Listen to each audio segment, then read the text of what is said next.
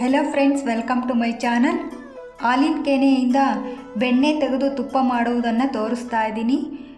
ನಾನೀಗ ಹಾಲಿನ ಕೆನೆನ ಮಿಕ್ಸಿ ಜಾರ್ಗೆ ಹಾಕ್ತಾ ಇದ್ದೀನಿ. 2 ಸಲ ಹಾಕ್ತಾ ಇದ್ದೀನಿ. ನೋಡಿ, ಬೆಣ್ಣೆ ಚೆನ್ನಾಗಿ ಬಂದಿದೆ.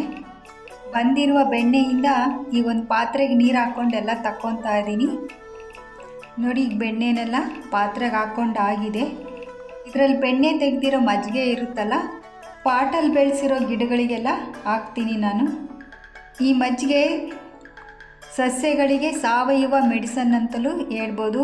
ಇದಕ್ಕಿನ್ನೂ ಸ್ವಲ್ಪ ಜಾಸ್ತಿ ನೀರು ಹಾಕಿ ಎಲ್ಲ ಸಸ್ಯಗಳಿಗೂ ಹಾಕುತ್ತೇನೆ. ನೋಡಿ, ಇಷ್ಟು ಬೆಣ್ಣೆ ಬಂದಿದೆ. ಇವಾಗ ನಾನು ಇದನ್ನ ಒಲೆ ಮೇಲೆ ಕಾಯಿಸ್ಕೊಳ್ಳೋಕೆ ಇಟ್ಕೊಂಡಿದ್ದೀನಿ. ನಾನು ಅಚ್ಕಾರದ ಪುಡಿ, ಎಲೆ, ಸುಣ್ಣ, ಉಪ್ಪು ಇವು 3 ಬಳಸ್ತಾ ಇದ್ದೀನಿ. ಕೆಲವರು ಅರಿಶಿನ ಪುಡಿ ಹಾಕ್ಕೋಬೋದು. ನಾವಿಲ್ಲಿ ಅಚ್ಕಾರದ ಪುಡಿ ಬಳಸ್ತಾ ಇದ್ದೀನಿ. ಮೆಂತ್ಯ ಹಾಕ್ತಾರೆ, ಬೆಳ್ಳುಳ್ಳಿ ಹಾಕ್ತಾರೆ, ಏಲಕ್ಕಿ ಹಾಕ್ತಾರೆ. ನಾನು ಇದನ್ನ ಏನೂ ಹಾಕ್ತಾಯಿಲ್ಲ. ಇಲ್ಲಿ ಅಚ್ಕಾರದ ಪುಡಿ ಮತ್ತು ಉಪ್ಪು, ಎಲೆ, ಸುಣ್ಣ ಇಷ್ಟೇ ಹಾಕ್ತಾ ಇರೋದು. ನೋಡಿ, ದೊಡ್ಡ ದೊಡ್ಡ ಬಬಲ್ಸ್ ಬರ್ತಾ ಇದೆ. ಈ ರೀತಿ ಬಬಲ್ಸ್ ದೊಡ್ಡ ದೊಡ್ಡ ಬಂದರೆ ಇವಾಗ ತುಪ್ಪ ಆಗೋಕ್ಕೆ ಬಂದಿದೆ ಅಂತ ಅರ್ಥ. ಇವಾಗ ಎಲೆ ಸುಣ್ಣನ ಹಾಕ್ಕೊತಾ ಇದ್ದೀನಿ.